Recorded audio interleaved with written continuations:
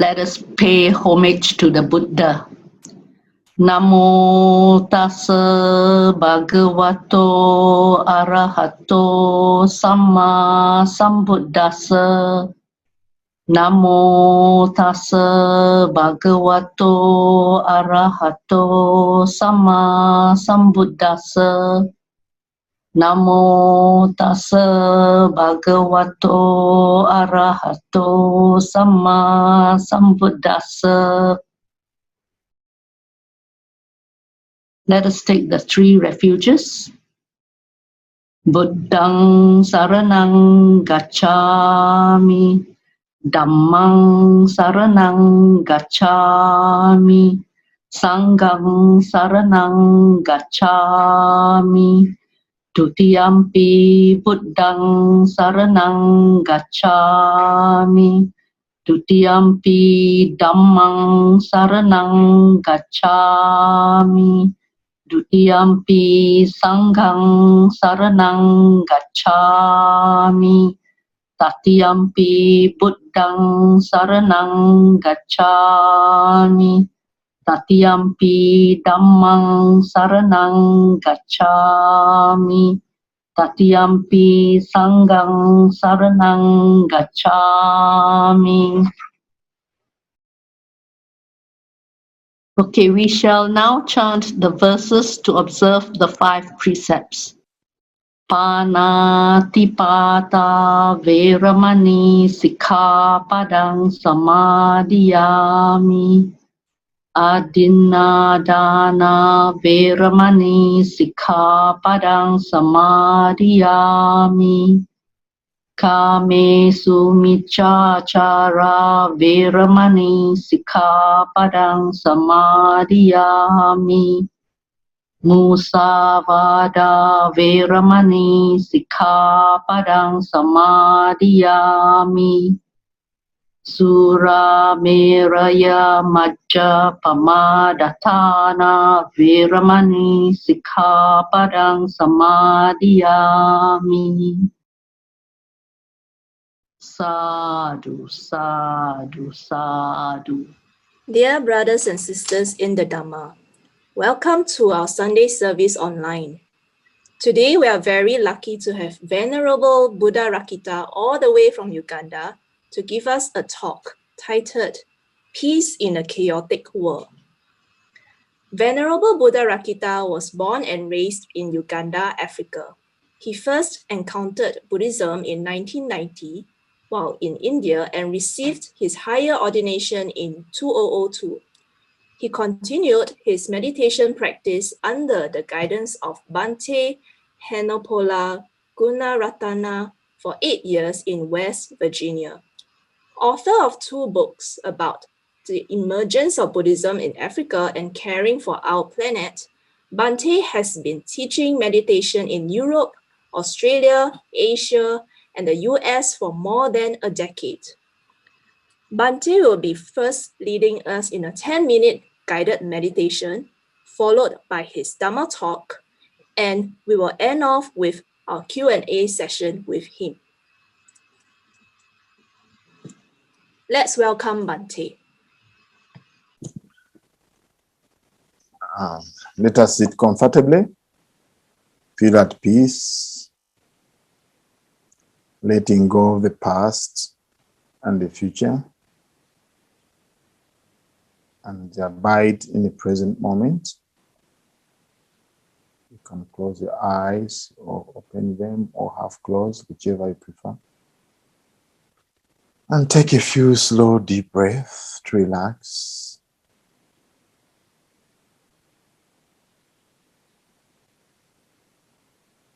Bring your awareness to the body sitting here. The body is sitting. Mind knows that the body is sitting. It is that simple.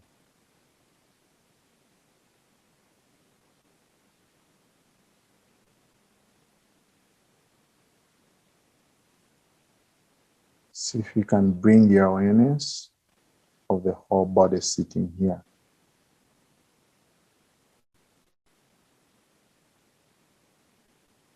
relaxing areas of the body such as the eyes, the shoulders, elbows. Your back should be straight, but not strained. Relaxing your knees. Feeling comfortable in your body.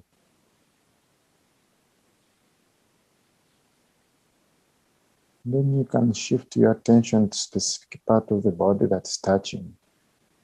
Where you're sitting, there must be touch points.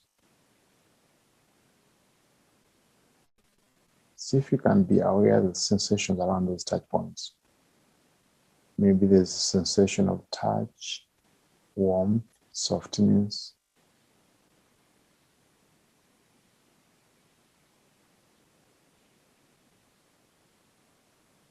Maybe there is nothing, so you don't need to create anything. Just rest your awareness in the fact that you're sitting and the body is here.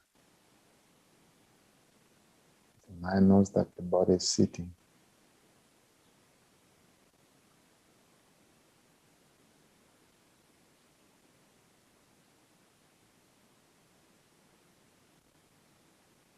That's the way to relax the body. So now we can shift to relaxing the mind.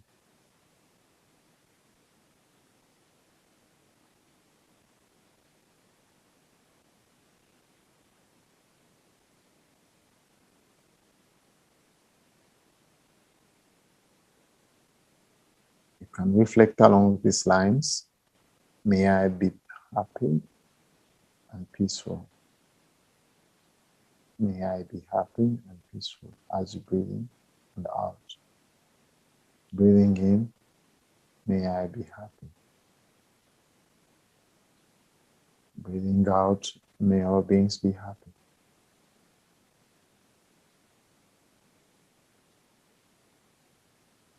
Breathing in, may I be peaceful. Breathing out, may all beings be peaceful.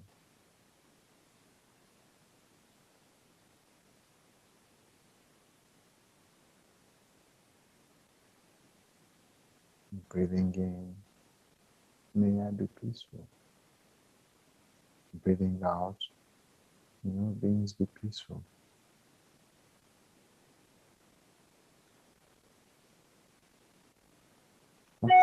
After relaxing the mind, the body and the mind is happy and peaceful, then you can start focusing on the breath, the natural breath.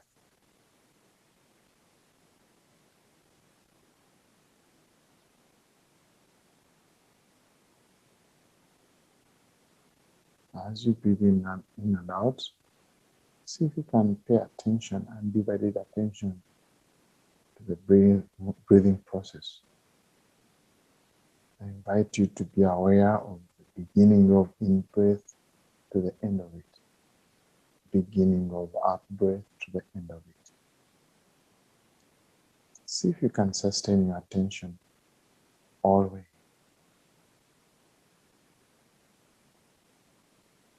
So you can pay attention to the breath and expand your awareness to include other things that are happening in your experience.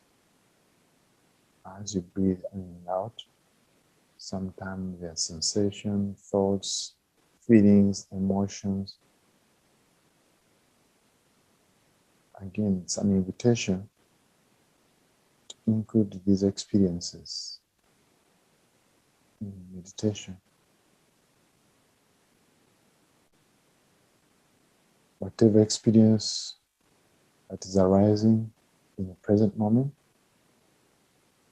see if you can be aware of it, knowing the beginning and the end of it. Also knowing what's going on. Is it rising? Is it passing away? Or is it staying the same?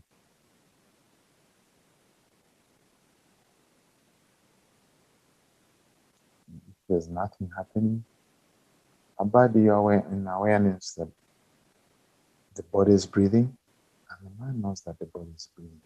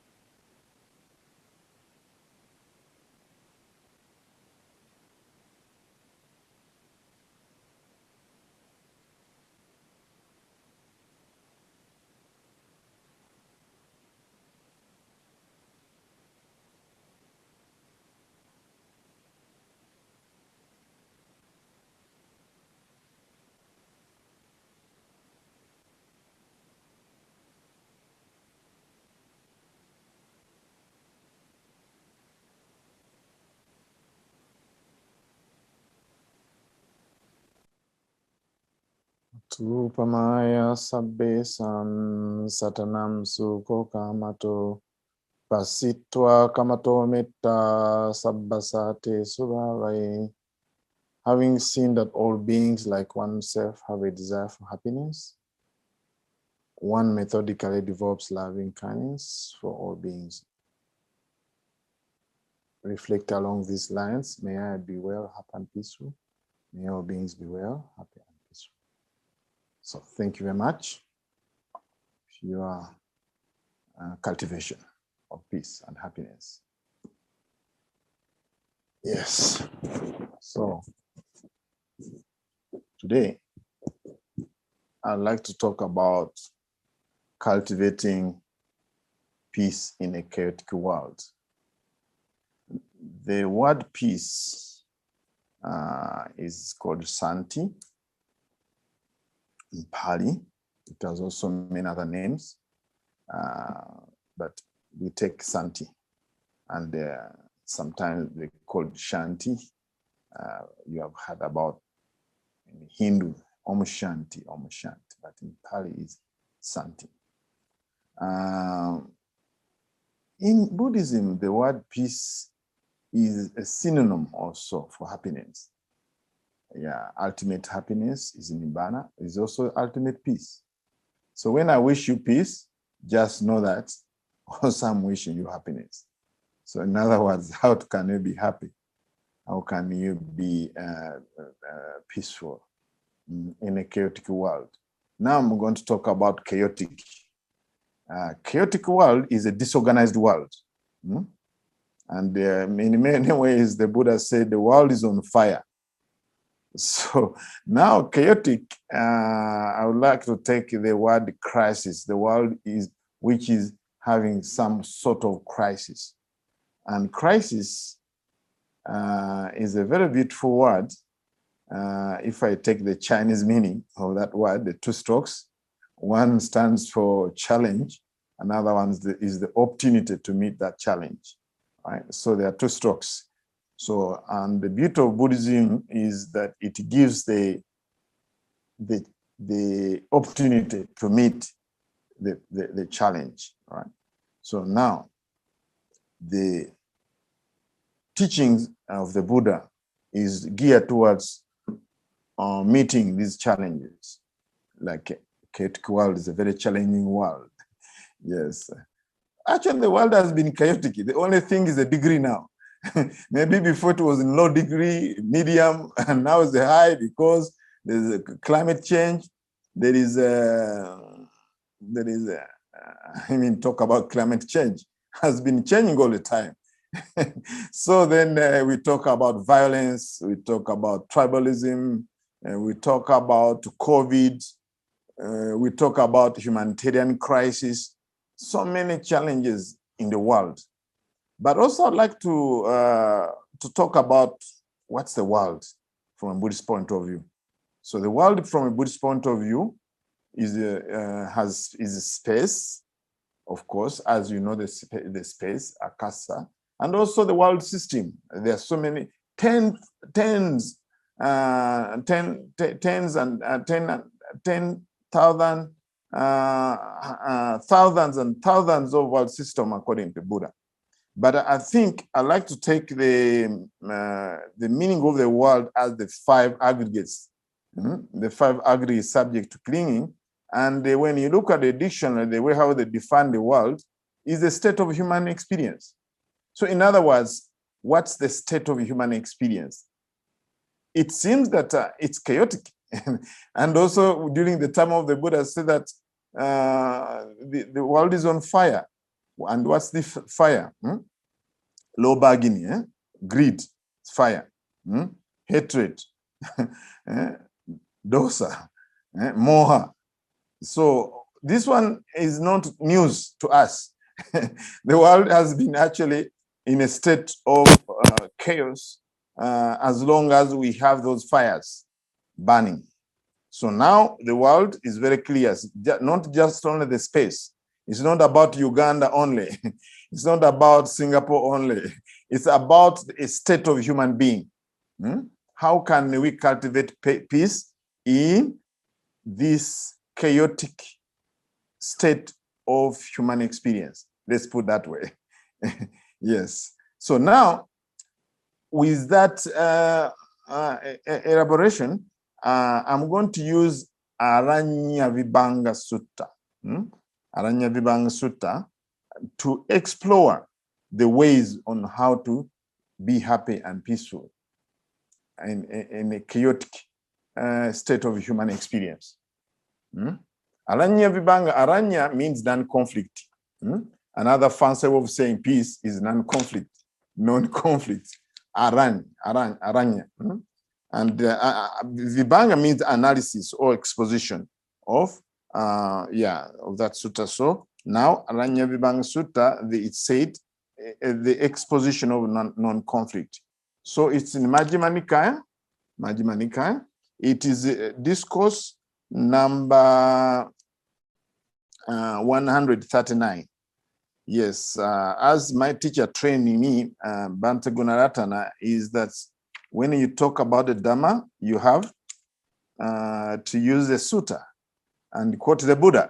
So when you saw that topic, maybe you thought that I'm going to tell you about how Uganda is chaotic, and I talk about from my experience. Yeah, only, but of course I can talk about my experience, but I have to use the skeleton as the discourse itself. So we are going through this discourse slowly by slowly. Most of the time I'm going to read. Most of the time I'm going to read and then explain a little bit as we do in Sutta study.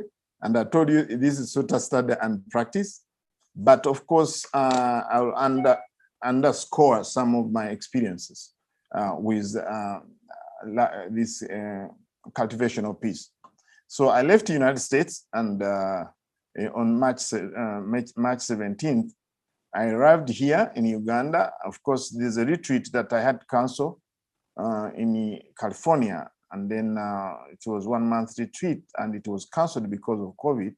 And then I traveled all the way to Uganda and met a very chaotic world here in Uganda, whereby at the airport, all people are coming from different countries. They want to make a line, and people coming from different countries, but people ended up mixing. People from England, from China, from everywhere. So it was full of chaos, really. So then we managed to go through the line and the migration, and what happened, they told me, oh, you have to self-isolate yourself.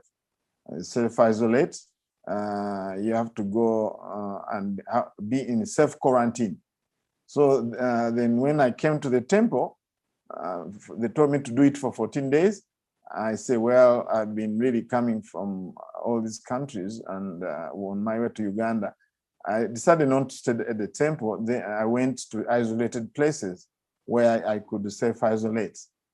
When I was there traveling to those places, on the last day, I was supposed to come back to the temple.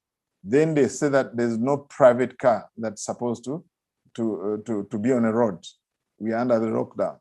So now where I was staying, it was illegal. They said nobody's supposed to stay in a guest house, where I was self-isolating myself. And then on the road, it was illegal to be on the road by car. And then I could not travel to the temple, so I was stuck. And I was really experiencing lack of peace because there was no solution. I had to remind myself to breathe, and then slowly and relax, and follow Buddha's teaching on mindfulness of the state of mind that I was going through, the difficult emotions. Then I went to the police. The police was so angry at me. They said, they told me, oh, you don't obey the president.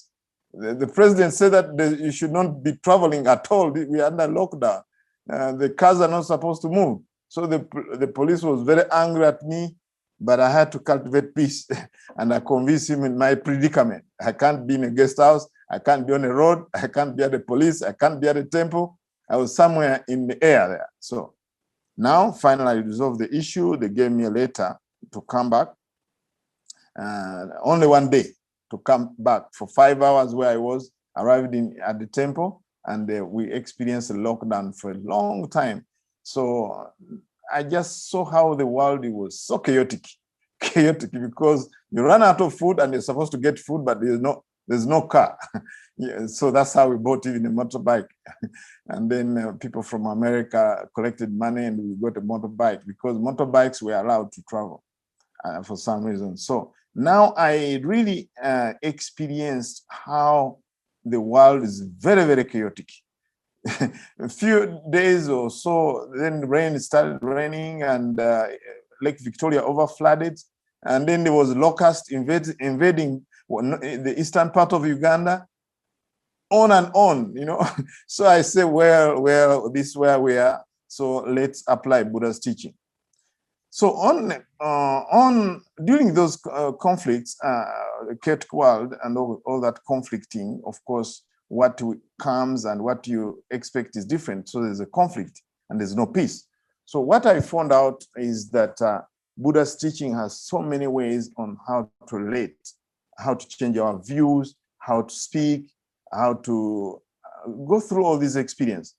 And Aranya Vibhanga Sutta seemed to provide the backbone for that. So we are going to go through this sutta. So now I start. Thus have I heard. On one occasion, the Blessed One was living at Savat in Jetavana's group, Anathapindika's park. There, the Blessed One addressed the bhikkhus thus. Bhikkhus, Venerable Sir, they replied. The Blessed One said this, bhikkhus, I shall teach you an exposition of non-conflict, in other words, of peace. Listen and attend closely to what I shall say. Yes, Venerable Sir, the bhikkhus replied. The Blessed One said this. So now it starts a summary of the whole discourse. All right. So this summarizes discourse, and we are going to explain each part of that. So one should not pursue sensual pleasures, which is low, vulgar, coarse, ignoble, and beneficial. And one should not pursue self-mortification, which is painful, ignoble, and unbeneficial. The middle way discovered by the Tathagata, which is the name the Buddha called himself, avoids both extremes.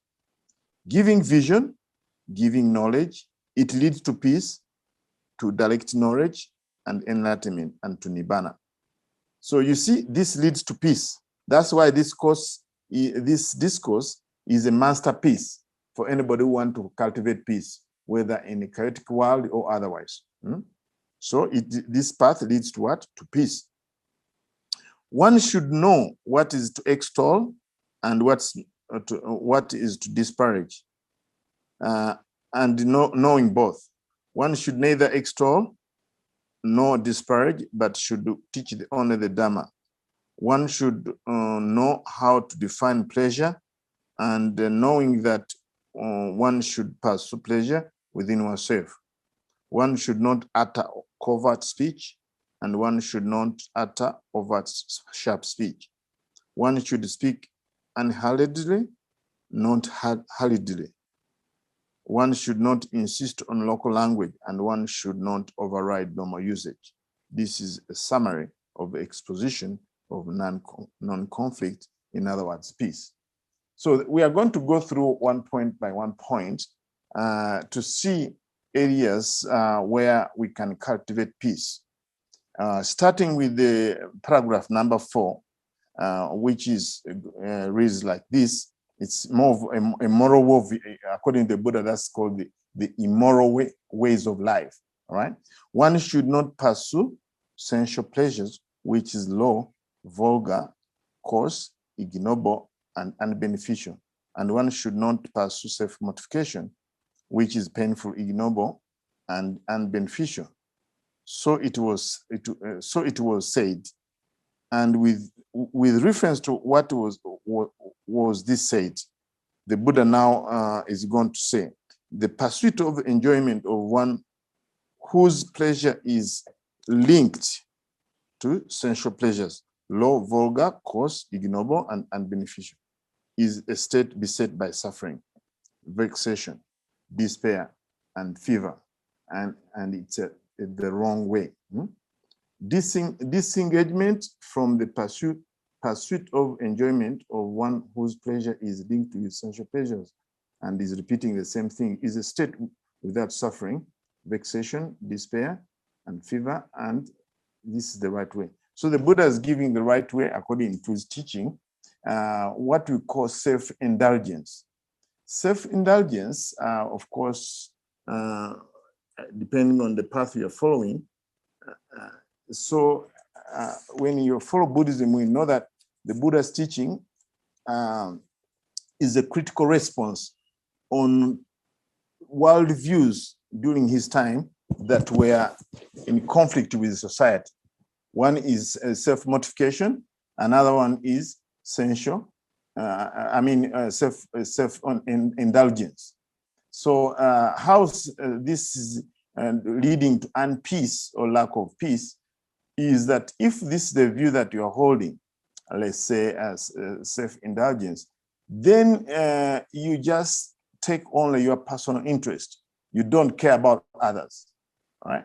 you don't care about others, the society. So you actually take more than what's needed. In short, you take more than what you need. So this is more fueled by greed. You can see a critical, like for instance, climate change. Most of it is because of this wanton greed for resources, and now they are depleting resources, right? Cutting down the trees. So then the world becomes in a state of chaos. And then, but if your worldview is to take what the Buddha talked about as the middle path, the middle way, follow the Noble Eightfold Path, then you are steering clear from that view of self indulgence. From the Buddhist point of view, is talking about the experience that leads to suffering. Of course, one would say, okay, when I have some kind of things that I have achieved out of my greed, then I feel a little bit of excitement and I feel happiness. But when you look at in long term, this is not sustainable. This is not sustainable because it's so much based on external factors. So the Buddha really is telling us that when you look at our pursuits based on our self-indulgence, then it comes with conflicts. And of course, this conflict, if it's unbeneficial and is suffering, in many ways, for instance, if you get what you want, well, sometimes it doesn't last. And because it's a feeling and the feeling keeps on changing, then it loses its luster. Yeah, so you can see also in this kind of self-indulgence, even when you get what you want, then there's a lot of suffering based on sustaining it, ensuring that it doesn't change, and so many, a lot of suffering. And also if there's any separation, if that thing is stolen, then you're separated from such things, then again, a lot of pain. So in many ways, you look at it, brings a little bit of happiness, but more suffering. Yeah, the Buddha didn't say, okay, it doesn't love some kind of what the Buddha talked about, gratification. Yes, there is some gratification, but a lot of it is suffering. And then it becomes a part of the conflict. You are not peaceful. You're not peaceful because most of the time you're suffering because of that view. Now, the other extreme, these are the two extremes the Buddha, when he came, he wanted to avoid. So then there's the pursuit of self-mortification. That's the second one. The second view, worldview in theory. So self-mortification, it's painful, ignoble, and unbeneficial. Is a state beset by suffering, vexation, despair, and fever. And it's the wrong way. Disengagement from the pursuit of self-mortification, which is painful and so on, is without suffering. So you can see the Buddha say that the flip side of self-indulgence is self-mortification. Again, this is self-sacrifice, and you do something to make yourself suffer. In India, I think it used to take a form of standing on one leg for days and months in order to purify your karma, something like that. So then the Buddha said that it's very painful and it's beneficial to lead to suffering. So now whenever there's a state of suffering, that means there is lack of peace. And if you can disengage yourself from self-mortification, the Buddha said that's peaceful, that's not suffering. So this is very, very important. As a first point is to avoid such extremes. And one extreme is self-indulgence, another one, self-mortification. Then the discourse continue on. I'm going to go to what actually the Buddha recommended, number 5, the middle way. So the middle way is the moral way of life that leads to peace. And this is how the Buddha defined it. The middle way, discussed by the Tathagata, avoids these extremes. giving vision, giving knowledge. It leads to peace, which is our theme today, to direct knowledge, to enlightenment, and nibbana. Of course, nibbana is the ultimate happiness, the ultimate peace. Thus, we all are striving to attain that ultimate peace. But before that, we can get direct knowledge, vision. We can get peace and happiness and enlightenment in different stages, of course. As we know, all different levels of enlightenment. And then he defines that path here, the Noble Eightfold Path, as right view, right intention, right speech, right action, right livelihood, right effort, right mindfulness, right concentration. So it's with this reference to this that it was said the middle way discovered by the Tathagata avoids both extremes of self-mortification and self-intelligence, and so on, that leads to right vision, knowledge, and peace, and enlightenment, and of course nibbana. So now there's a word to say about this actually. When you look at this word samadhi, and also you look at even the middle path. Why do they call middle? Middle, it doesn't mean a little bit of this and little bit of this and put together. No. It means actually it stays away from those extremes. It doesn't just compromise them. So now, the middle path, which is that Buddha was talking about, seemed to underpin all his teaching actually. All his teaching, it's just amazing.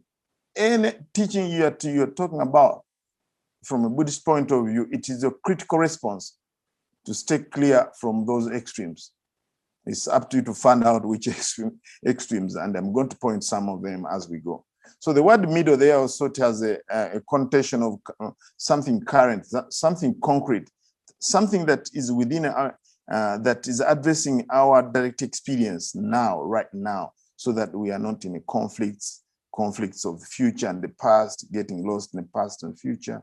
Of course, when it takes another meaning, is staying out of those extremes. But I would like to invite you to really know that these things that the Buddha is talking about, that this path leads to peace, to vision, knowledge, enlightenment, and all that.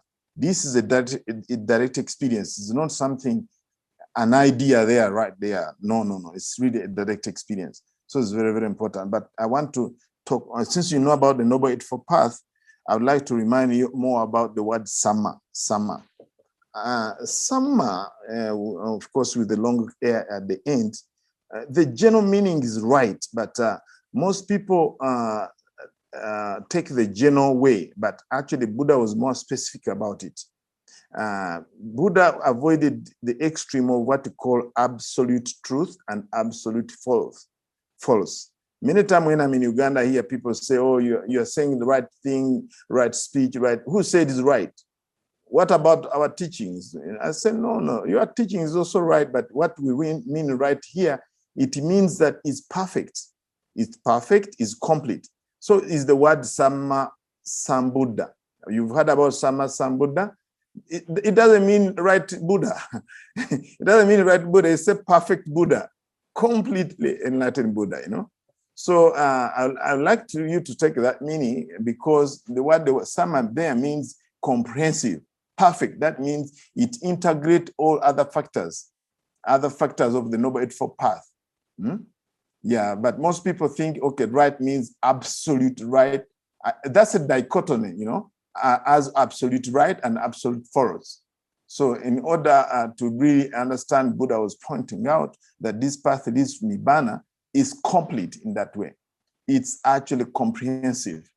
Yes, so we have to go beyond the general meaning, which is right. Of course, it's called right understanding, right thought, like that. But actually, the deeper meaning is that the path is complete, that leading you to Nibbana, to peace, and all this kind of thing. So now, I think since you're aware of the path, we go to another paragraph, which is paragraph 6. Paragraph 6, and this one is the Buddha is talking about one should not one should know what is to extol and what is to disparage, and knowing both. One should neither extol nor disparage, but should teach only the Dhamma.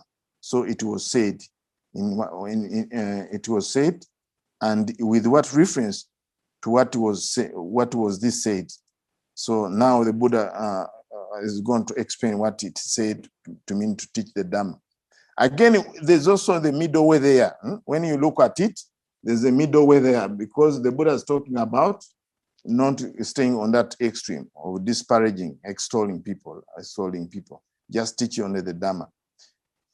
Here, it's really very, very important to really know what the Buddha was talking about. Let's read it and see.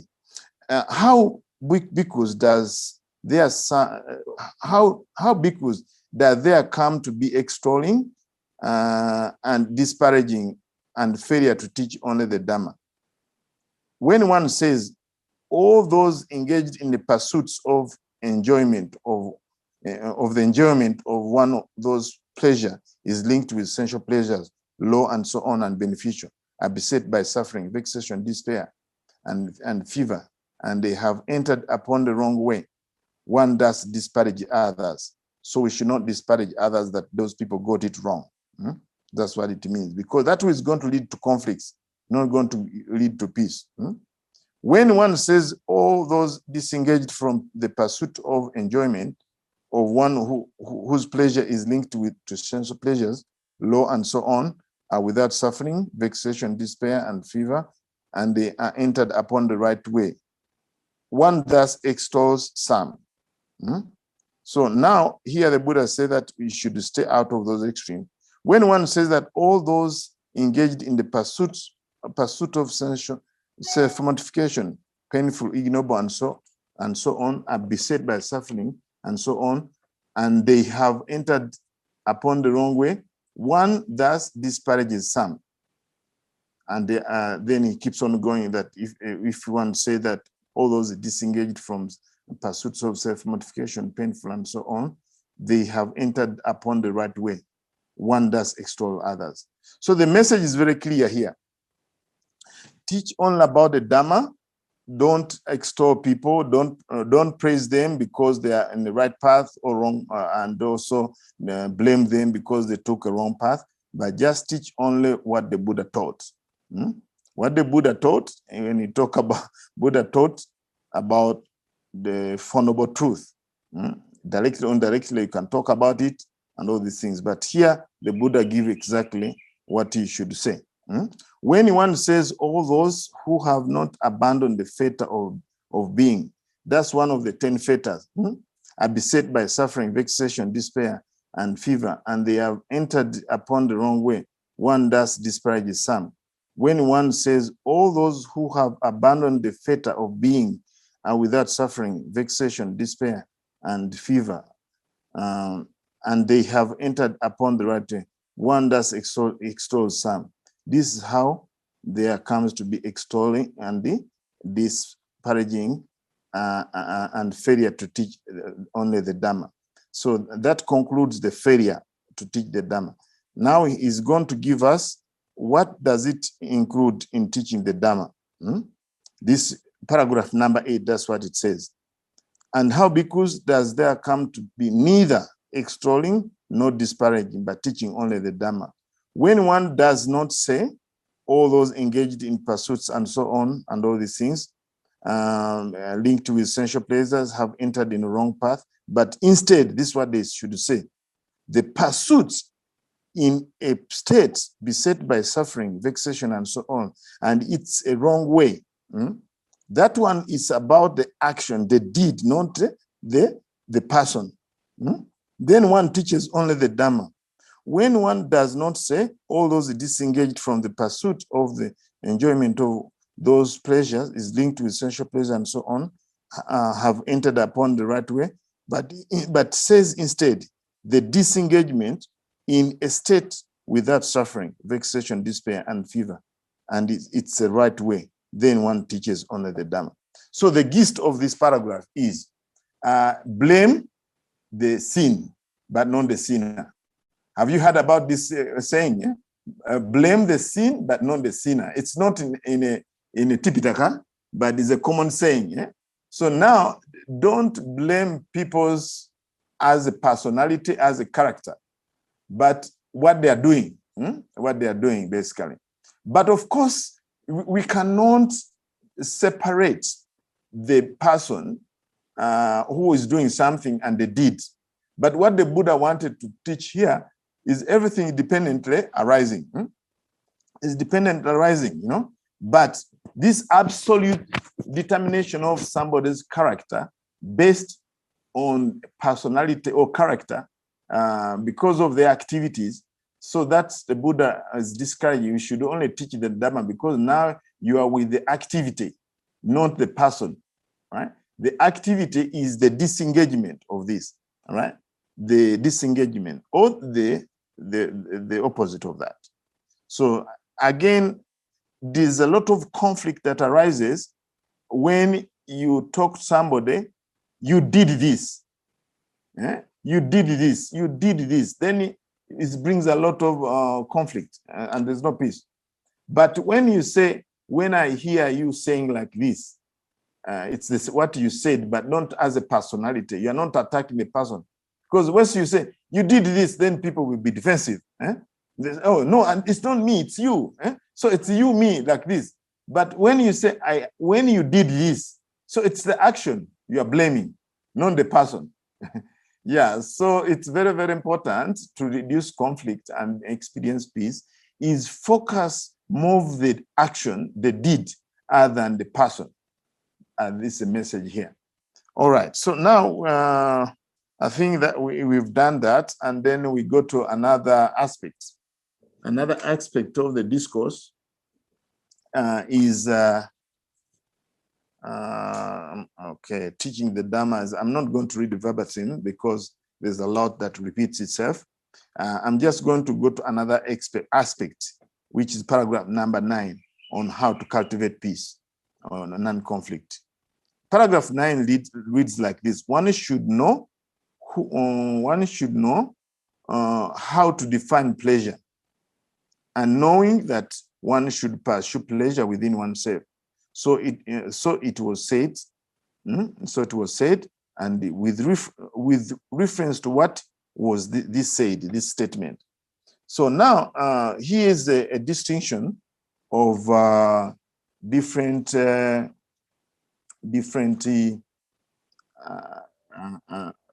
kind of we call epistemology, the way of knowing, the study of knowledge, how to know about pleasure, how to define it, and here Buddha says you should pursue pleasure within oneself.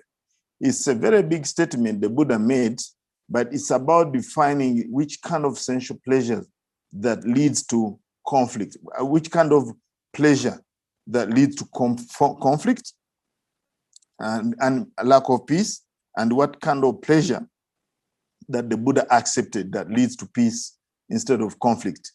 So that's the whole sutta. I mean, the whole paragraph is about that. But I'm going to paraphrase it. What the Buddha actually Buddha did is first define what are the pleasures in a general way. What are the pleasures? Because there are these 5 codes of sensual pleasures. What are the 5 forms recognized by the eyes, sounds, recognized by ear, odors, recognized by nose, flavors, recognized by the tongue, tangibles, recognized by the body, that are wished for, desired for, agreeable and likable, connected to sensual pleasures, provocative of lust. So the Buddha talked about that this is also coarse pleasures and ignoble pleasures. That means he's defining them. But then he's talking about what should be pursued and what shouldn't be pursued. This one, the Buddha said that it shouldn't be cultivated. Of course, you will be enjoying these pleasures, but for really ultimate peace, and even peace itself, leave alone ultimate peace, we need to go away from them and practice meditation. And of course, the Buddha didn't wipe them away altogether. These kind of pleasures, you know, that's a normal way of living. I mean, this is a way how most people live their life. But he recommended some pleasures that you should pursue, you should cultivate. And this goes to the paragraph number, okay, I think it's a continuation. I should read that continuation. Here, Bhikkhu is quite secluded. That's where we are getting the pleasure that should be pursued. What the Buddha is talking about, one should pursue pleasure within oneself, right? So here, Bhikkhu is quite secluded from sensual pleasures, secluded from some states of mind, like, of course, the 5 hindrances. A bhikkhu enters upon about the first jhana, second, third, and fourth, and all that. So I'm sure you know about all the 4 jhanas, but the 4 jhanas really it means these are 4 kinds of happiness. The 4 kinds of happiness,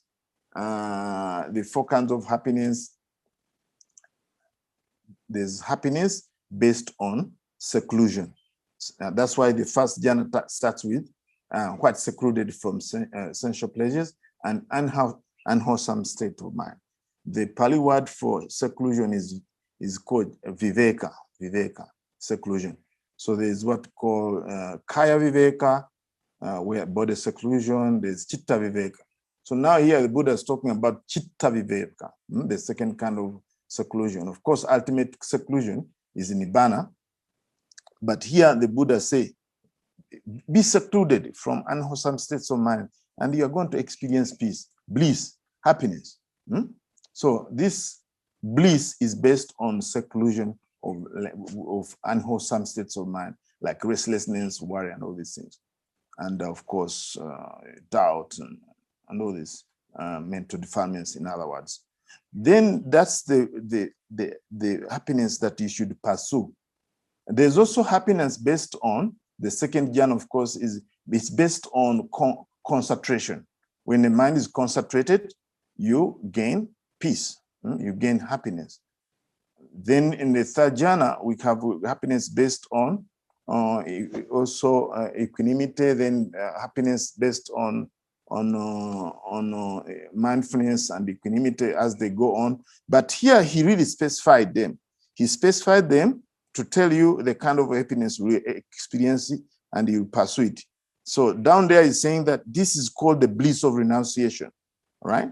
The bliss of seclusion, viveka, the bliss of peace, santi, the bliss of enlightenment.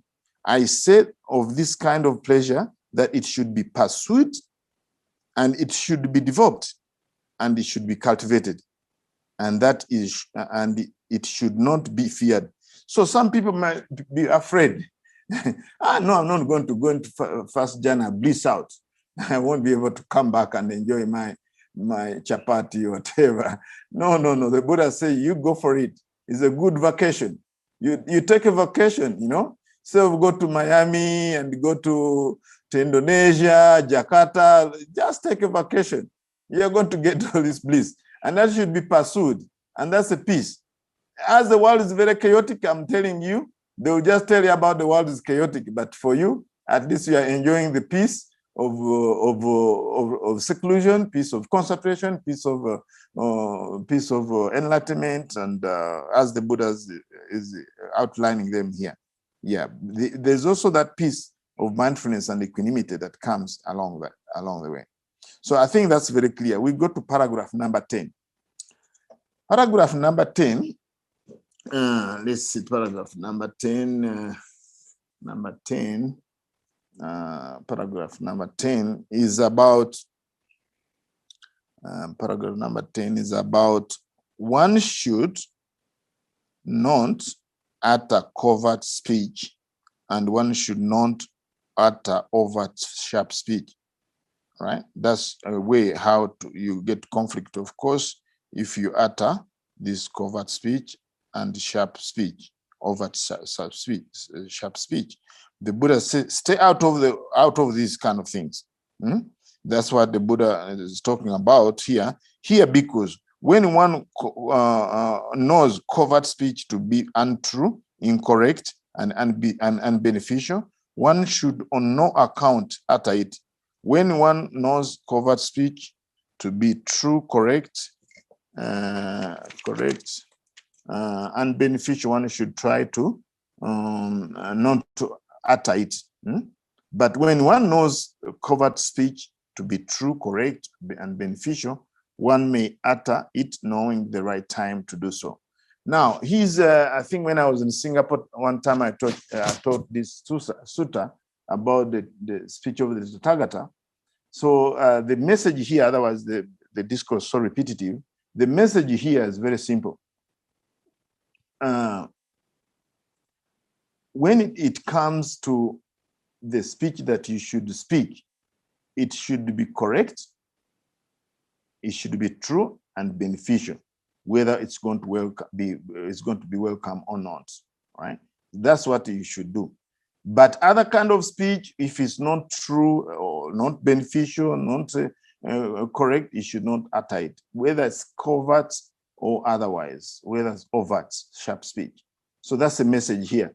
But if you even then you are going to speak what's true, because most people, I've seen a lot of conflict that comes to people. They say, well, I'm going to speak my mind. This is true. So now what they do, they speak, and then people get so angry. I've ever seen on conferences, people speaking the truth. Really, really, there's no doubt about it. But I'm telling you, it brings a lot of conflict. All right. So now, why the Buddha is saying that even when you're speaking the truth and it's correct and beneficial, you have to wait for the right time, because if you don't speak at the right time, it's going to bring a lot of conflict or lack of peace. So that's why you should wait for the right time to speak something. You buy time. There's always time. There's no hurry. But also, when you speak? That's again from Abhaya Kumara Sutta in Majjhima Nikaya also, where the Buddha said that if you are going to speak what's true, correct, and beneficial, if it's not welcome which is also disagreeable, you can still go and speak it, so long as it's true, beneficial, and correct. The Buddha is talking about speaking with compassion. Use compassion as your guideline. So then you'll be more peaceful. You create peace, even in a chaotic human experience, a state of human experience. He gave an example of a child when he's swallowing a safety pin. And now you know that when the child swallows a safety pin, is going to bring a lot of suffering, even death. So the parent, with a lot of compassion, will poke with a hand in the throat and get the safety pin. Why is so? According to the discourse, the Buddha say it's because of the compassion of the mother, who likes the welfare of the child and doesn't want the child to suffer. So even if it means to draw blood, it will get it out. So the same thing, so long the criteria is that it's true, correct, and beneficial. So even if it's unwelcome, get the right time. That's the first condition. 2 is speak out of compassion. Should you know that this is going to be unwelcome and disagreeable to people. So that's a guideline regarding speech, how you're going to stay peaceful for that matter. I think this is done because we know how much suffering and lack of peace and conflict that comes from speaking. There's even a saying that I've never regretted from silence. I've never regretted anything from silence. Really, really, of course, the Buddha never recommended silence. Yes, muni.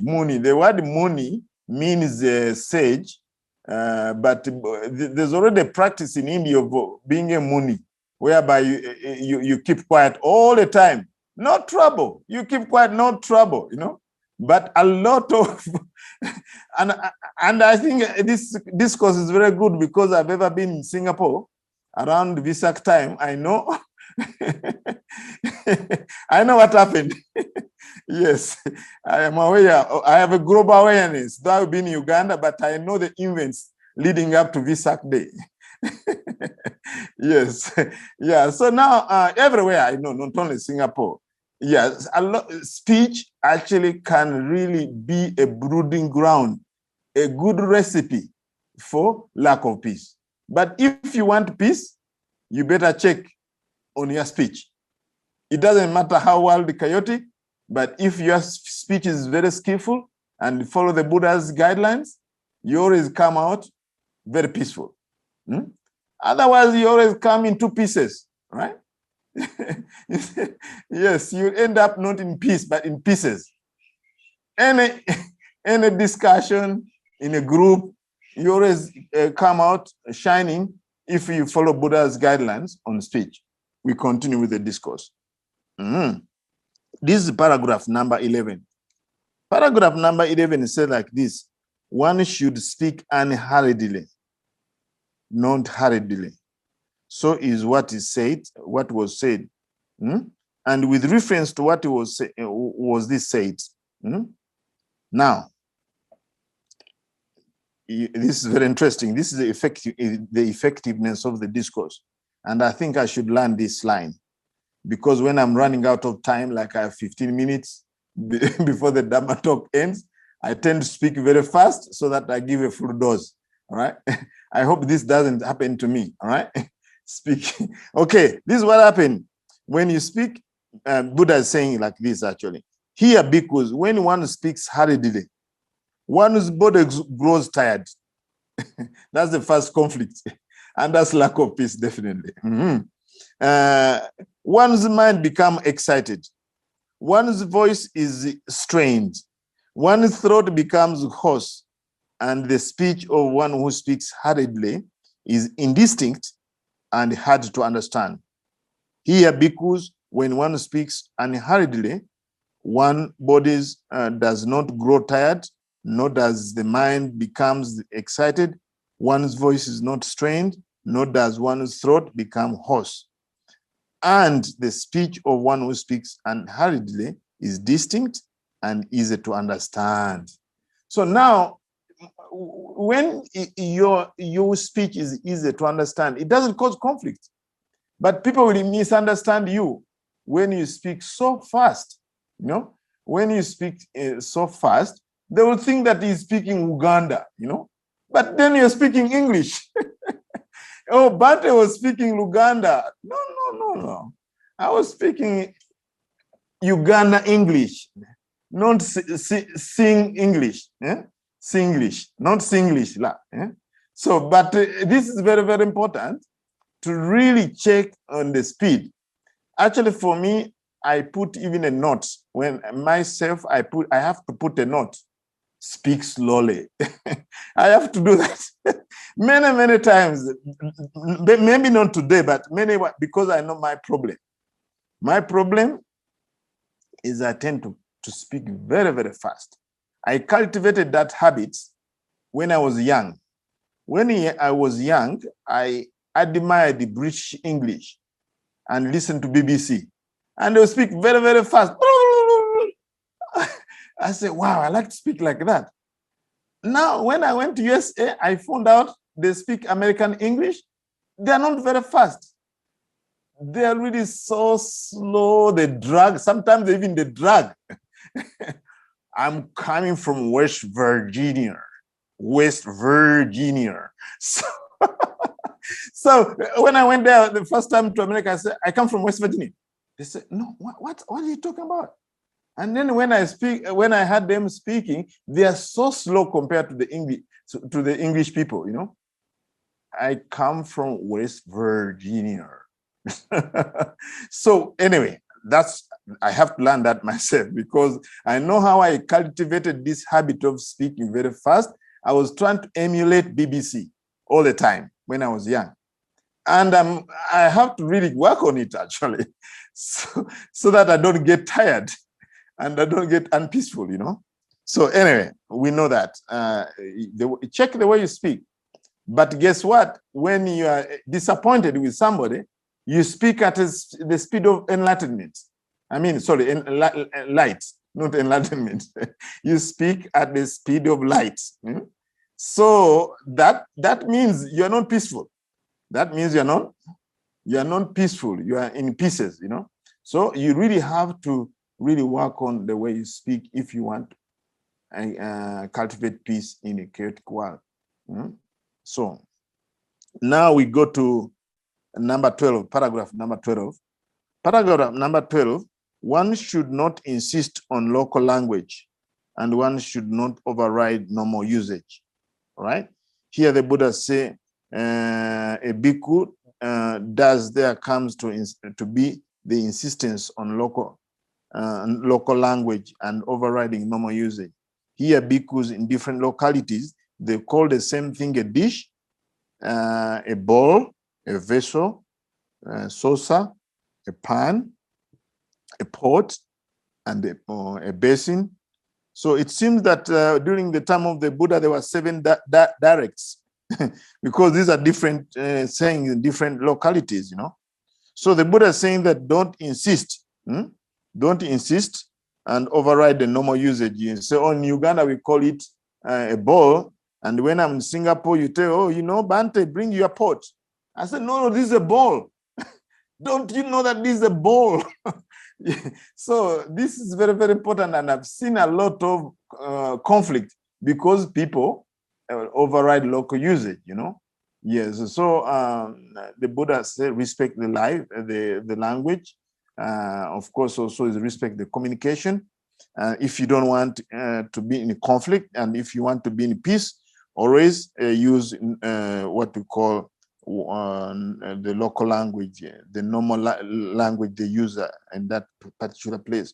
So when you go to the place, always you ask, what do you call this? What do you call this in Singlish? What do you call this? What do you call this? You find different variation, but actually saying the same thing, you know? Yeah, so I know a story, Ajahn Brahm talks about a couple when they went to, I think it was actually a story of Ajahn Chah, when a couple just married and they were walking, I think they were on honeymoon, and then they had a duck, and the noise of the duck, the other said it's a duck, the other said it's a chicken. So this duck and chicken thing, they were spoiling their peace. People were on honeymoon, you know, until it went on until they say, who cares whether it's a duck or chicken, you know, it's the noise, you know. So I think we should be very careful. This is a question about duck and chicken is very common and causing a lot of unpeace, all right? It causes a lot of conflict because you know what we call things, you know, because we insist on what we know. In other words, insistence on local language and overriding the normal usage. So now this is very, very important to really observe this. And we go to the conclusion of the sutta. The conclusion of the discourse, it really talks about I have about 80 minutes, I think. Yes, it's basically covering all those 7 points we've covered, all right? 7 points we've covered. It really summarizes them and really telling you what leads to conflict and what's not leading to conflict. I think I've already defined it. Like, for instance, pursuits of self-mortification is painful and so on. It's a state beset by suffering, vexation, despair, and fever. And it's in the wrong way. Therefore, this is in a state of conflict. It goes on like this, and this. Like, I'll just cite only a few things, but it's just a summary of the discourse. Let me just cite only one example for the speech. Let me just probably talk about the speech. Here, let me see. Yes, let me see what's not so repetitive because I've already mentioned it.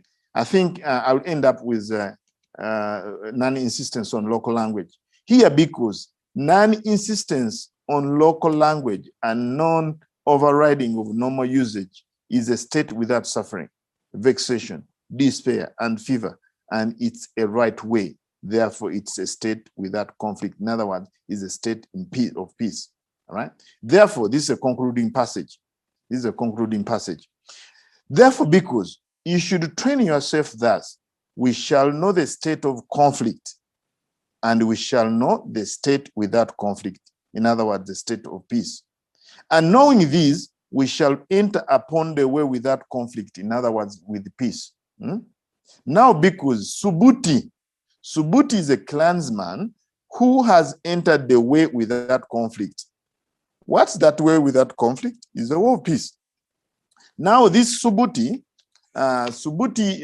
was named, according to this discourse, it was named Subhuti because he's the one who lives without conflict. In other words, he's the one who lives with peace. Just a moment. Let me see Subhuti. Just a moment. I'll look at Subhuti. Yes, this is what it is. According, Subhuti is the one who lives in peace. So this name should be given to anybody. Anybody who wants to be to live in peace, it should be called Subhuti, because Subhuti is the one who lives in peace, right? Aranya Vihari. We actually, if you want a Dhamma name next time, you should be called Aranya Vihari. You know, the Buddha refers to someone who is the foremost in living with the ideal life of non-conflict. In other words, peace. The ideal life of non-conflict is called Aranya Vihari, and Subhuti is one of them. That's the proper name, Subhuti. But if you are one who lives without conflict, you'll be called Aranya Vihari. So I'm going to end this discourse here, which is, it says that that's what the blessed ones said.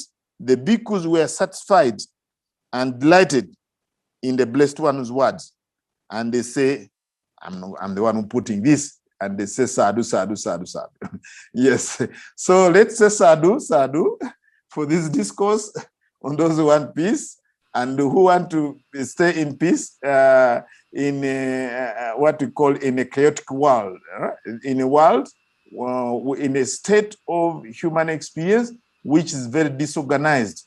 It's a bit disorganized, it's very chaotic, but you can always live among the people in the world without any problem if you follow those points, those 7 points in this discourse. Thank you very much for listening. I offer this for your reflection. Thank you very much. Sadhu, Sadhu, sadhu. Yes. Any questions from sisters? There is the first one, you said that is already there. It came ahead of me. There's a question that came ahead of me. Okay, let's find the question. I forgot to look for it. Okay, the question was, Bhante, a question I have is, how can we see all these things happening around the world without some degree of suffering too? We feel we need Sorry, can you repeat that? see the chaotic world. How can we see the How can we see all these chaotic things happening around the world without some degree of suffering too? We feel we need to help but cannot help. Compassion is supposed to be a joyful emotion, but sometimes it's hard to practice without suffering. So how does one become peaceful and not be affected by what one sees? The last word I didn't want, and the last word I didn't hear. How does one stay peaceful and not be affected by what one sees around the world? Okay. Thank you very much for your question.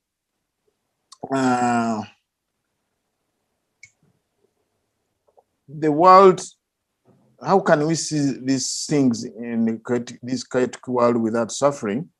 We always need to help. Of course, we want to help, but also we're helpless, or we can't help that much.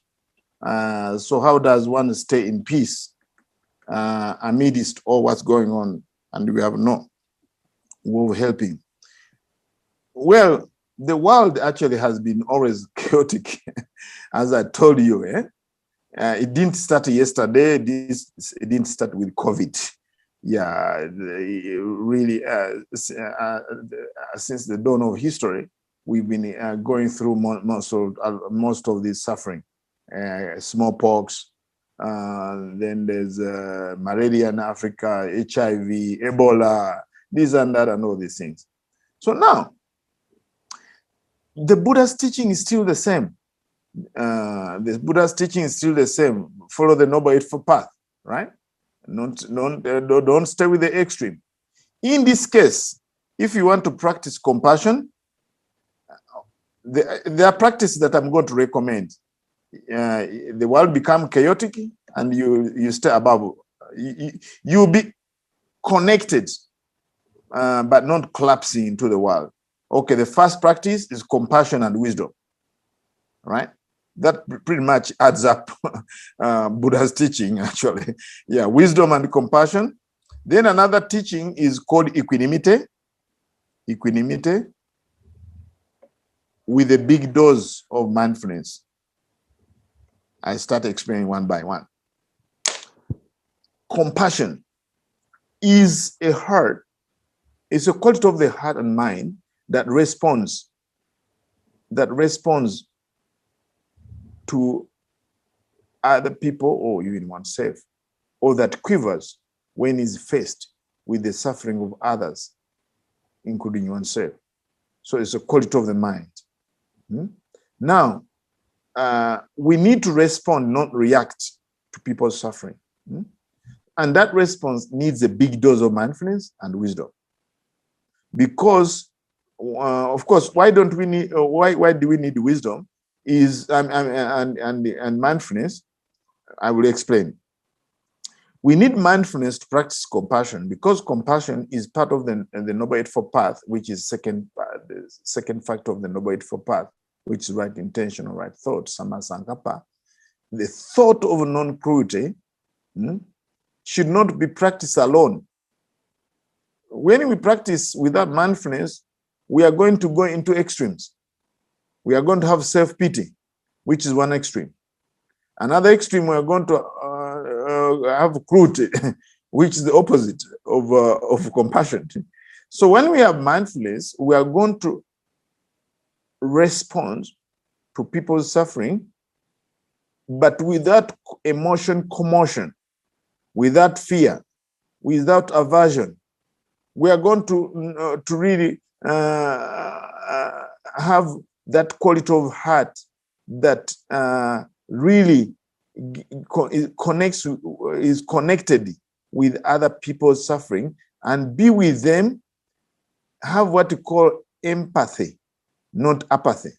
Empathy, sympathize with them. They will suffer, they will be feeling pain, but you are connected with them, and you do what you can to help them, either through your meditation and reflection, through your resources. You may not have resources to help them, but that's not the only way to help people. You can help them with your presence, time.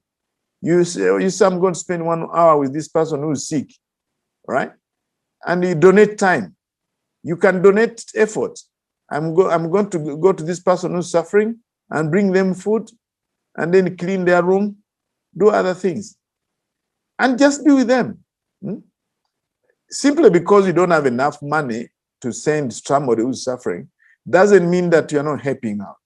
There are many ways that you can help people who are suffering, and knowing that your help may not stop them from suffering, but you're doing something. You are cultivating your mind, what is called karuna bhavana. You are helping people in thoughts, mentally, in speech. You call them and give them consoling words, Yeah, I wish you to be free from suffering. That's already helping, right? Yeah. And then if you can help physically, you can send them money, you can bring food, you can do things, clean their room, and provide shelter and all these things. So there's still a way of helping people, but you have to have mindfulness so that you don't go through the extremes of self-pity, whereby you collapse, you join the dukkha club. That's a problem. When you really collapse into other people's suffering, then you are not having compassion. Then you feel helpless. But if you have mindfulness, then you really get connected and help people in all levels, and the world will continue to be chaotic, but you are helping in other ways. Maybe spiritual help. It may not be material help. That's one practice, how you can stay in peace. Because once you practice compassion, you overcome a mental state which is called non-cruelty. And once that is chopped off, slowly by slowly, you'll be peaceful. The more you reduce a mental defilement, where the opposite of compassion is cruelty, then you are experiencing peace. You are at peace. You are not struggling. You're not in conflict. Oh, how can I help? I can't help. This kind of thing. No. You'll be in conflict if you do that. I can't help. I can't stop the world from suffering. My help that is not significant at all. No, any help is very significant. Even the Dharma said that if you think that small things don't matter, sleep in a mosquito net with one mosquito. So, yes, even a small thing that you do in this world which is suffering is really helpful, and it will make you peaceful. Another practice that is very helpful is the practice of wisdom in a combination with compassion. Wisdom, of course, is understanding what your limits. Because if you have the world is suffering and you don't know your limits, how far you can respond, then you are going to have what called compassion fatigue. You are going to really overwork yourself. But wisdom tells you, okay. Compassion tells you that I need to help. Wisdom tells you, okay, of course, with the mindfulness. Wisdom tells you, yes, discern how much you can help. How far can I go? How deep can I go in this issue? So I have something that I always tell people, that compassion is wisdom in action, and wisdom is compassion at rest. So in other words, in responding to people suffering in the world, you need those two wings of the same bird. The two wings of the same bird, and they should be balanced. If you have only wisdom without compassion, you won't lift a finger. You will say, oh, you just rationalize, oh, those people, they don't work very hard.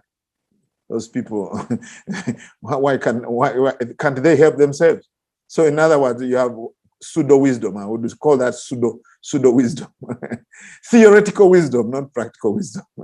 And then if you have compassion without wisdom, you're going to burn out because you don't know what your limits. So that's a practice. And then another practice which is related anyway is called equanimity. Equanimity is having equal poise. That means a state of mind that sees things evenly, not on extremes, And the phrases, of course, is looking at the law of karma. All beings are born with their karma, live related on their karma. Whatever they do, they experience, whether wholesome or unwholesome, whatever they do, whether wholesome or unwholesome, that will be there. They will behave their karma. This reflection, already from a Buddhist standpoint of view. But of course, don't do the voice also matters. It's your karma. No, that's not what you should do. No, it's to be a soft voice and the reflection. You don't even say any words, because if you are helping and people are not getting better, you reflect according to equanimity, and then you'll be peaceful. Yes. So now you can use the phrases, "I'll take care of you, but I cannot stop you from suffering." Again, don't use the phrase, I cannot stop you from suffering." Bear your own cross. No. So you have to reflect this. Yes, I'm helping this person, but I cannot stop them from suffering. But simply because, I'm going to repeat this, simply because people are not getting better, or the world is not getting any better, it doesn't stop you from cultivating the mind of compassion and wisdom and mindfulness and equanimity. Are we together? I think that's the answer to that question. Yes, very good. Thank you, Bhante. Any questions from the floor? Please unmute.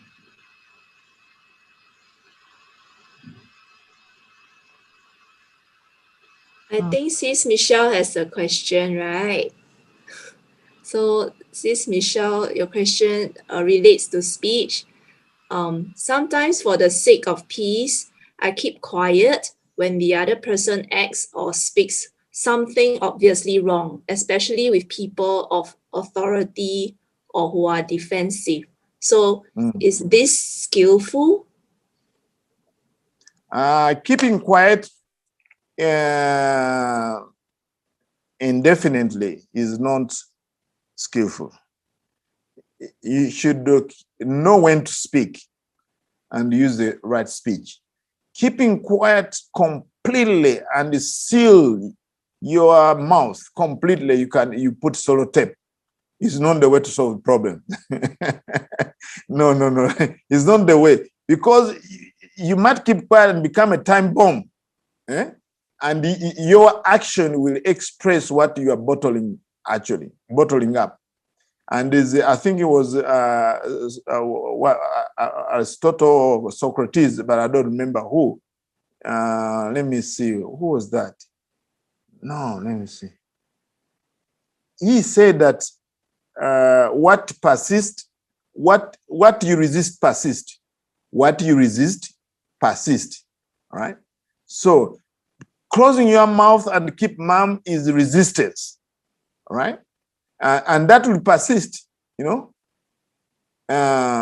if you have somebody who silences you, that's also another problem. Don't talk. Keep quiet. If it comes from somebody, is a problem also. And also, if you are the one who advising yourself to keep quiet indefinitely, is not good. What's good is a middle way. Knowing when to keep quiet and knowing when you talk. So you should talk at the right time. There's already a guideline already in the discourse. I told you. You know that you are speaking the truth. You are speaking the what's correct and beneficial. Yes, find a good time. When you are the person you are speaking to, don't speak in the morning when he hasn't got breakfast. Yes, it's still grouchy. It's still waking up. Find the right time. The right time when he's happy. I've taken a cup of tea. Has eaten durian. Their best food. They are really in happy mood. And then you introduce the subject. You introduce the subject. And also there's what we call non-violence communication. Actually, what makes people keep quiet is not trusting the process of speech.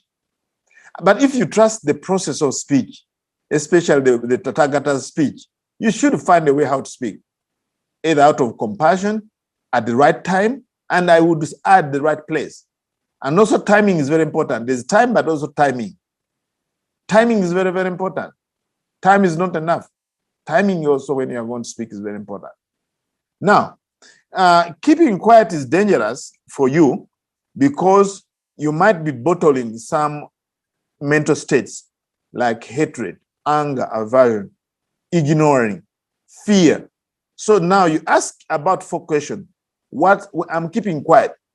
What's behind my silence? What's behind my silence?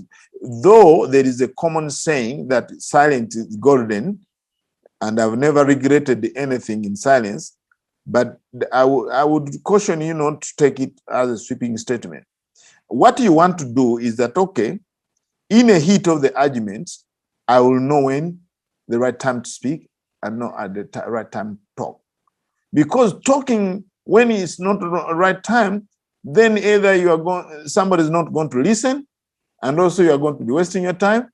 That's why someone like the former president of USA, I think is Franklin or Lincoln, Abraham Lincoln, I don't remember. He said that when you're angry, count 1 to 10, and if you still angry, count to 100. In Russia, they say if you're angry, roll your tongue before you speak 11 times. You'll get tired before you say anything. Yeah. So in other words, speaking too fast when you're under the state of anger is not good, but also keeping is not good. Keeping silence is not good. So now these are 4 things that you need to ask yourself, your silence.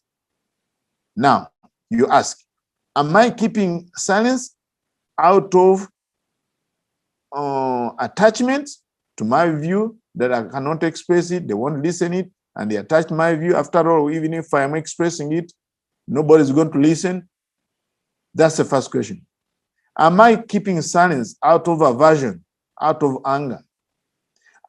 Then that's the second question. The third question, am I keeping silence out of ignorance? In other words, you're ignoring, out of confusion that, okay, I'm not even sure what I'm going to talk about is going to get angry. In other words, you're confused. Now, the fourth question, am I keeping silence out of fear that if I speak anything, my friend is going to write me off, is going to really hate me? So now, once you find out, okay, no, you're keeping silence out of those four areas, then you say, okay, I'm keeping silence out of confidence, courage, that I will speak at the right time, out of loving kindness and compassion, that I don't want to goof, I don't want to destroy the whole thing. So I have compassion towards somebody, because once I speak at this time, they will take it bad way and they will suffer. I'm speaking out of letting go, Sorry, I'm keeping silence out of letting go, because I'm letting go some ideas, then I should keep quiet. Because sometimes you're going to talk, but you say your talk is about your views, and your view can easily let go about it, then you keep silence. In many ways, it's better to keep silence.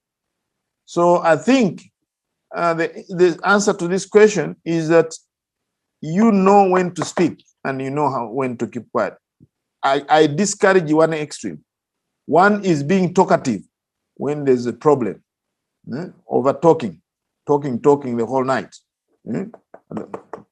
Another one is to keep silence, absolute silence. Those are extremes. What's the middle way? Is find the right time to talk with compassion, with all this kind of thing. So in other words, talk out of generosity, out of loving kindness and compassion, out of wisdom and out of courage. And then you start speaking. I encourage you to go to NVC. There's a book called Nonviolence Communication, whereby when you speak, you don't speak about your anger, you speak about your feeling. I took that training when I was a layman in USA. I was working in a meditation center in the front office. They used to bring a communication expert to train us how to speak in what we call nonviolence communication, whereby you say, when I heard you saying like this, I felt discouraged. Not I felt angry. Nobody is responsible for your anger. Yeah, you can say I felt disappointed. Yeah, so actually when it's about you, then there's no problem. When you are equipped with those tools, you always can answer somebody actually.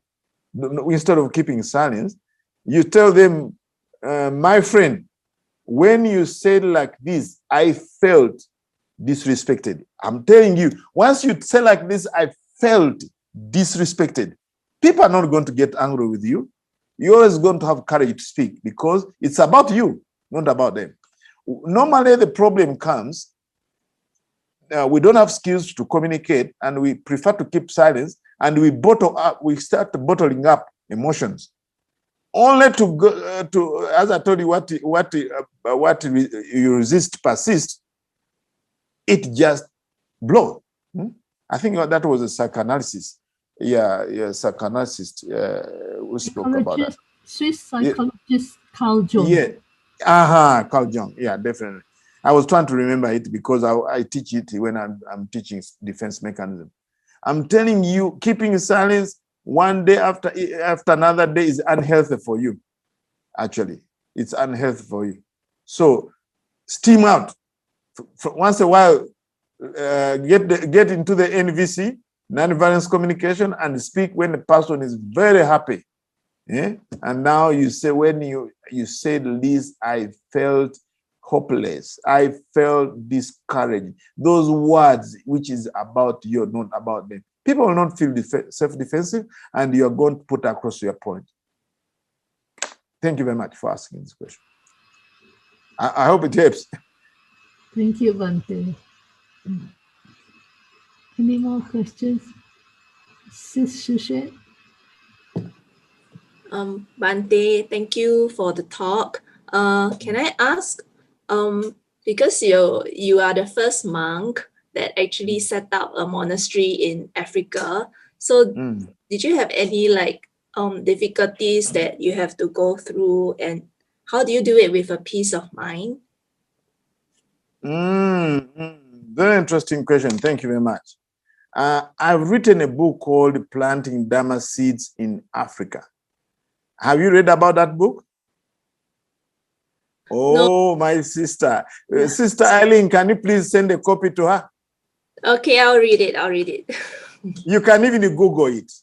You Okay. can Google it. Yeah, you can Google it, Planting Dharma Seeds in Africa. I tell you for sure, this is work in progress. Up to now, I'm facing a lot of challenges, right?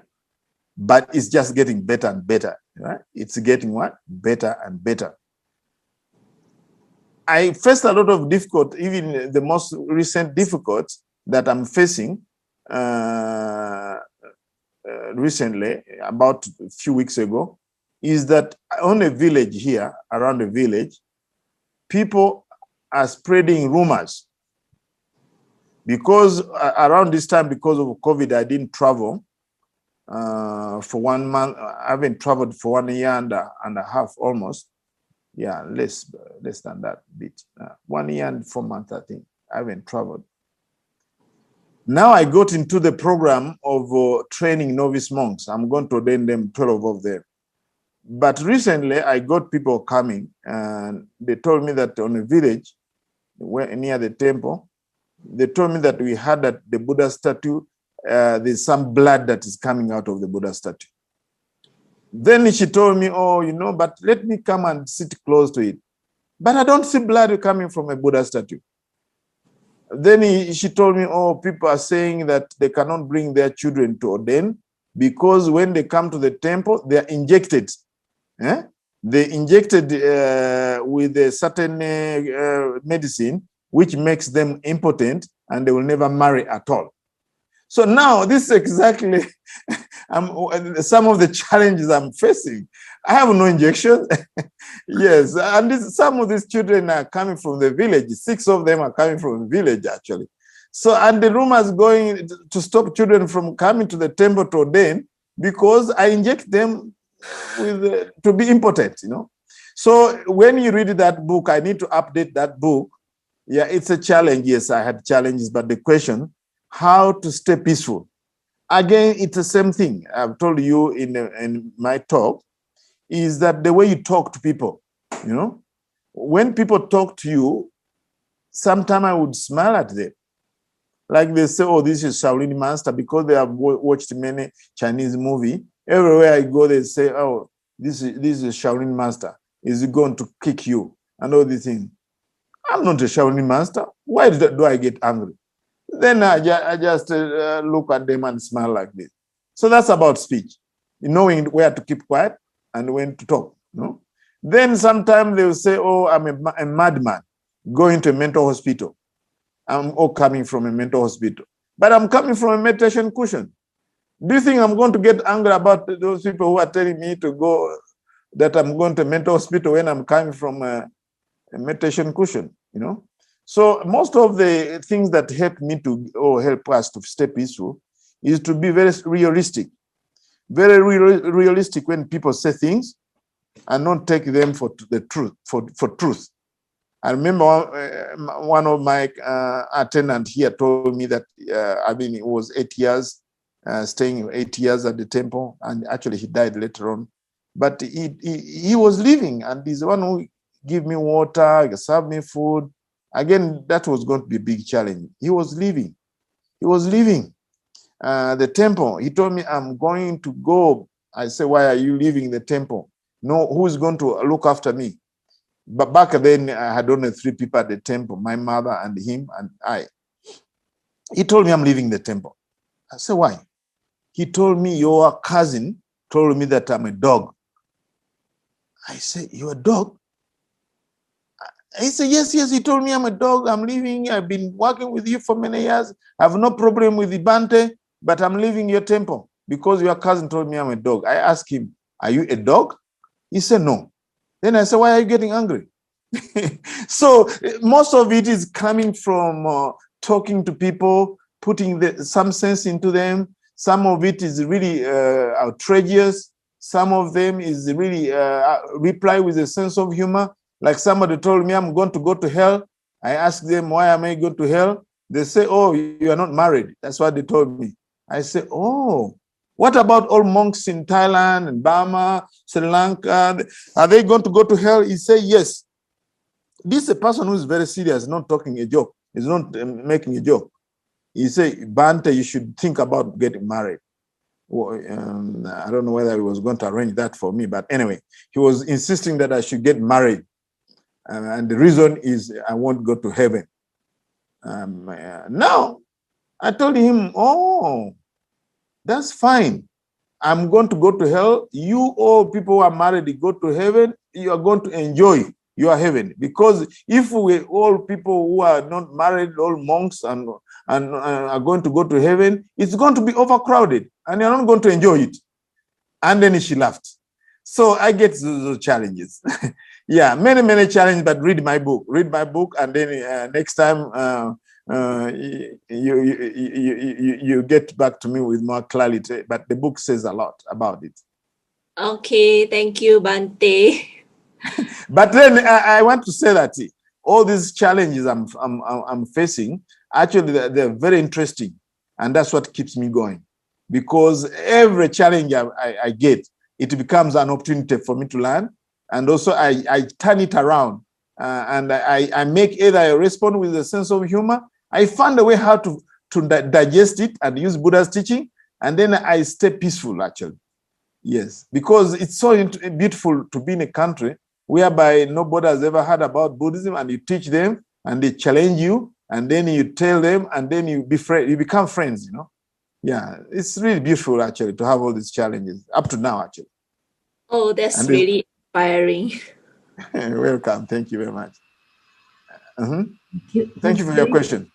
That question is very dear to me because it led me to write a book. Bhante Buddharakkhita I told him that many people ask me this question, how I start the temple, what the challenges in Uganda, blah, blah, blah. He told me, write a book. And that book was written on a request of my teacher, Bhante Buddharakkhita. Yeah, so the question you ask is very interesting because it's ongoing. It's ongoing. I never know what's coming for tomorrow, for me even tomorrow. It's people, what they ask is the challenges of being here in the non-Buddhist countries where people say, oh, biggest challenge. When people come to the temple, instead of coming to give something, they say, can I have this? Bhante, can I take this? I said, this is a temple. I mean, you're going to deplete the temple. That's also a major challenge, I'm telling you. People just want to take. They don't want to bring to the temple. And it's the opposite in Asia. Asian people, when they come here, they bring water. They bring this, apart from a few Ugandans actually countable. Just only 2 or 3 Ugandans. Just a handful who does the thing like that. But most of them, they come for something. Bhante, this is so beautiful. Can I have this? But recently, the most recent example, there's somebody who wanted to be a volunteer at Uganda Buddhist Center. I accepted her to be a volunteer. She did some yoga and meditate and come like this. And then she told me, I'm going to further study at the university, but I'm leaving. So she left after 1 week and a half. But when she was leaving, she said how she liked the temple, how she likes meditation. And then she told me, can I take the rug? Because it helps him to meditate better. But we had just bought those rugs. When the female come, they can actually wrap themselves, you know. And I say, okay. As a monk, I was so compassionate because I wanted her to continue to meditate. But she was saying, I want to take it because when I sit, that's the one I use in the temple to meditate. And then I'm going to continue to meditate at home. I asked myself, if everybody takes the cushion because they want to continue to meditate at home, very soon I'll have no cushions at the temple. So what I said, okay, I'm going to buy one for you because this is part of the Uganda Buddhist inventory. We have already recorded it. So can I buy you a shawl so that you can actually use the rug for meditation? Again, later on when we said that we're going to buy for her, She said, no, I want the very one. I don't want the new one. I want that very one at the temple. So those are ongoing challenges, and I never expect what is going to come, But it's so beautiful, actually, to see. It's so beautiful to see. Do you need to set up like security cameras around your monastery? Is it safe in your area? Wow. This is also a very interesting question. Actually, one time I had the issue. Long time ago, there was an attempted assassination, attempted murder. Again, there's a book about it. And somebody shot at me, and of course the bullet passed. And that time there was a friend of mine in the USA, and I mean in the UK. He's called Venerable Damasami. He has a center in Singapore.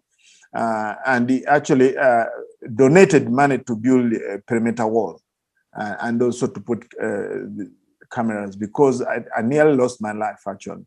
Yeah, I nearly lost my life, and he was very concerned about my safety. Back then it was unsafe, but now things got better. And it's not, I don't feel unsafe in Uganda, but of course one has to take due diligence and care. But back then it was very violent in Uganda until the government did something about it, putting many cameras along the road and having what you call local defense security. Like on a village, they have what you call local defense units. It's army people actually staying in a village. So there's no safety. Relatively speaking, it's not really dangerous because the government did something about it to put in each village there's local defense. In other words, people army which are locally trained, and then they go around the village to see if there's any problem going on. So it's very safe actually in Uganda. But having said that, that's relatively speaking. The only safe place is Nibana, basically. Or state, not place, but the only state is Nibana. Anything can happen as long as we are in Samsara. Again, at the moment, these CCTV cameras, they are not working. I went to Australia and I got some, and now I need to replace them, actually. I need to replace them. Now they're not functioning because they've spent a long time. From time to time, we unhook them to repair and all this kind of thing. So at the moment, we don't have any that is working, but of course, to be on the safe side, I'll reinstall them. And yeah, but it's safe, definitely, to answer you right. Yeah, Bhante, you have to keep safe. Thank you very much. Thank you very much. Bhante, Sis Kim cannot be here, but she asked, how did you get your students to meditate on their heads and the children to sit quietly in the meditation in a lotus position? Okay, that's very good. Thank you very much. I think you have seen some photos recently, huh? Yeah. Recently. Yeah, so what happened is me, before I became a monk, I lived in India and I did a lot of training in yoga. And I knew how it was very important to invert your organs from time to time, right? You do headstand. And actually, when you do that, you really feel your meditation go to the next level. When you invert, your blood circulation goes very good, well, and the organs are inverted from time to time. So now, what I did for these children, I got a yoga teacher. These are kids which are going to ordain very soon. But before they ordain as novice monks, I told a yoga teacher to come and train them into all yoga postures. And they're doing them, in the past, they've been doing them almost 3 times a day. 3 times a week. They train them in what we call Kung Fu and all this kind of thing. The only thing we haven't trained them is the Qigong and the Tai Chi, but I would like to get a teacher so that they know all these martial arts and all these things, because they are very, very helpful movement. For me, these are the things I've done, and I feel that my novice monks, they should know them. Like when I go to Australia to teach in Australia, I do Qigong and Tai Chi. I've done yoga. So this, since personally I like these kind of things, so then what I do is the children here who are training under me, they do all those kind of things. And that's why you see them having full lotus. When they came here, they were not doing full lotus, by the way. They didn't know anything. So now they have trained so much in yoga, now they can sit in full lotus. So the answer to that question is that they're under training, yoga training, and they have to meditate. We are meditating in the morning and evening. So now when they come to meditate, they just do what they have learned in yoga. That's how I train them. But we have also those who meditate on tires. That one was not a training. I think I've ever seen a picture of my novice monks sitting on tires and meditating. That one, their creativity. They are very creative. There are two of them. I will send a picture if you don't have it. They were sitting on tires and just meditating on tires. So that was a surprise for us, a new kind of meditation. Yes. Thank you very much, Sister Kim. That's the answer to that question. Thank you, Bhante. Any other questions from the floor? I think there's a last question by Sis Michelle. So her question is, most of the time, my mental states during my times of silence are those of letting go and equanimity. I think it's a statement. Or is it a question? Or maybe she's trying to ask, is it like when she's silenced, right? When her mind is silent, are those moments of letting go and equanimity? I think it's not a question. I think she's saying that most of the time, it's a statement. Okay, it's a statement. Most of the time, she is her silence is letting go, and she's being equanimous. Okay. Yes, actually, depends on the level of silence. Yes, but for most part, when you let go, the mind is no longer swayed in extremes, So then it is balance. So there's some level of equanimity. And also equanimity has different levels, There are 10 kinds of equanimity. So we should not say equanimity alone. That's another talk. 10 kinds of equanimity. That is what we call Vedana Upeka. There's Jhana Upeka. There is Vipassana Upeka. There is many kinds of equanimity. There's equanimity due to the effort when you are no longer applying high effort and too low effort. Evenly seeing things. There's also Brahma Vihara equanimity, which means that you are no longer swayed with the suffering of people and the happiness of other people, like that. This is called Brahma Vihara, one of the 4 Brahma Viharas. So when you say equanimity, one has to be very specific, which kind of equanimity you're talking about. But it seemed to be like you're talking about equanimity where a mind is balanced. When the mind is balanced, it's very easy. I mean, when you're in silence, there is different levels of silence. Like there's a silence which is called noble silence. There's what we call physical silence. That means the normal silence. You are not talking. All right. So that's also silence. Like now, that's called total silence. But that's not noble silence. Noble silence is in a second jhana, whereby there's no what we call initial application of thought, sustained application of thought. Sorry. That you've let go of the coarse thoughts, like initial application of thoughts and sustained application of thought. You've let go of those thoughts. Of course, that kind of silence, we would say that yes, it's associated with letting go because you have let go of the coarser form of thoughts. All right, the jhanic factor, the first and second jhanic factor. So that means you are in a noble silence. Yes, definitely. If you are in that noble silence, then you have definitely let go of some thoughts.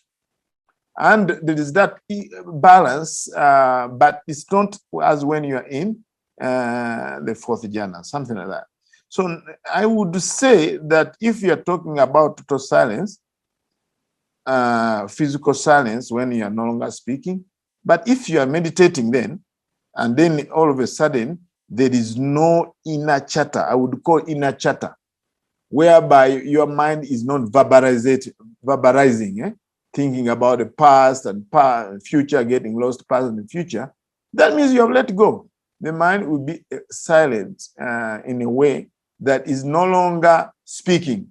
You know, you're keeping total silence, but the mind will be speaking, planning vacations and all these things. The mouth will be totally silent, and people will see that you are silent, but you are so talkative. It's like a program running, you know, one of those things. You have a phone, and there's a lot of background programs running, you know. Yeah, but if you really totally, you feel you are mentally silent, really on a mental level, then you've reached some form of let go, basically. But I wouldn't say total letting go. You have let go some of other aspects. Whatever that is, it might be letting go of some greed, letting go of some thoughts and all the things. I would say that to some extent there is some letting go and some kind of equanimity of that kind of balanced mind, but not the equanimity of the highest form, or that's the equanimity as the what we call Bojjhanga equanimity. That means equanimity as a factor of enlightenment. So I think that's what I can say. It's not a question, but that's what you experience. So enjoy it. When you're silent, you've let go. Just keep on going to the noble silence. It's a beautiful place to be. Thank you, Bhante. I think last question from Sister Inchin. Bhante, how does one interpret the word fever in the sutta? Fever is not the malaria. It's actually mental agitation. This is not. This is basically agitation based on mental defilements. That's what you could interpret it. Yeah, fever is nothing to do with malaria. Is that from mental defilement connected? Dosa, yes, and moha. Yes, connected to mental defilement. That experience when you are being bombarded by these difficult mental states, you experience vexation, fever, and all this. It's agitation based on mental defilements. That's not this is not a yellow fever, definitely. This is not yellow fever, not malaria fever or dengue fever. No. It's actually based on mental defilement. There's that suffering, the fever that comes from that. This is in a sense of a disease. Yeah. It's all related to around some form of suffering, vexation, agitation, fever, this kind of thing is a form, that form of suffering. All right, that's the last question. Yes, thank you, Bhante. Okay, welcome. May we invite Bhante to share merits with all sentient beings and our relatives later on. Sabitio Vajjantu Savarogo Vinasatu Mate Vamantantrayo Skidi Gaiko Vava Abhivadana Siri Sani Chavuda Pachaino Chattaro Dhamma Vantante Ayuano Sukambala Vat Sabba Mangara Rakant Sabba Devata Sabba Buddha Nubhave Nasada Sotiva Vantute Bhat Sabba Mangara Rakant Sabba Devata Sabba Dhamma Nubhave Nasada Sotiva Vantute Bhat Sabba Mangara Rakant Sabba Devata Sabba Sanganu Bhavena Sada Soti Bhavantute. Now we share the merit. Akasatta Chabumatta Deva Naga Mahidika Punyatam Anumoditra Chiram Rakantu Loka Sasana Akasatta Chabumatta Deva Naga Mahidika Punyatam Anumoditra Chiram Rakantu Desana Akasatta Jabumatta Deva Nagamahidika Punyatam Anumoditra Chiramrakantu Mamparam Etawata Jagamehi Samparam Punya Samparam Sabbe Deva Anumodantu Sabbe Putta Anumodantu Sabbe Satta Anumodantu Sabba Sampati Siddhya Idame Nyatina Hotu Sukita Hotu Nyatayo Idame Nyatina Hotu Sukita Hotu Nyatayo Idame Nyatina Hotu Sukita Hotu Nyatayo. Sadhu, sadhu, sadhu. Thank you, Bhante. Bhante. Thank you. Thank You're you. welcome. Thank you, Meditation, Bhante. the Thank talk, you. the blessing, Yes, and the yes. sharing of merits, Bhante. You're welcome. And I wish you happy Visak Day. I know it's coming up very soon. Yes. And I know I've been there about 3 of them or 2. I'll miss the mood, especially the Eve, beautiful Eve, Visak Day Eve. And then the Visak Day, so it's so wonderful, Pinda Chara, and oh, that's beautiful. So I wish you the best anyway, but yes, I'll think you'll